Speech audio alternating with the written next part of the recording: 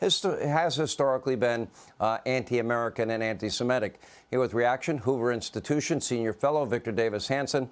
You know, Victor, I'm kind of a paleo guy. I'm a keto guy. I eat meat and I eat a lot of eggs and I eat as few carbs as possible.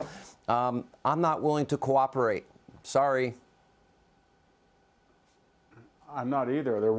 Red meat and dairy are one of the richest sources of protein, calcium, B vitamins, vitamin D, magnesium. They're very healthy, and we know that. During the COVID epidemic, a lot of people felt that a high-protein meat diet was essential to restore and get a robust immune system.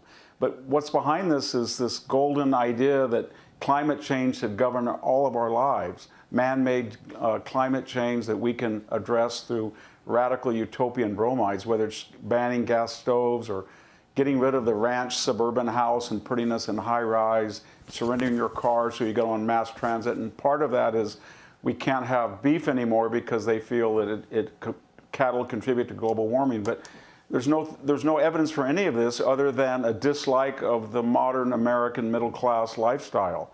And that's what it's about. And believe me, the bicoastal elites that dictate from on high are never subject to the consequences of their own ideology. We saw that with the recent picture of Kamala Harris and her gas stove. And the same thing is going to be true of fine meats. Same thing. Let me ask you this. Is it time, Victor Davis Hanson, I've been saying this for a long time, I am not a fan of these globalist organizations. I don't want, as far as I'm concerned, I would say the UN can go leave. Maybe China can take them on.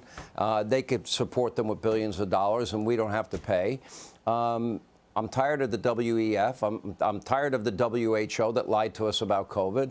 The Paris Accords are asinine, and we're paying the bulk of monies. China pays next to nothing. They're, quote, characterized and categorized as a developing nation like India. It's insane. Isn't it time for America to rethink this? Yeah, I think it is. I think we should have, if we're going to have one international organization, it should be an organization of constitutional, consensual, democratic, Republican states. But that's not what the UN is.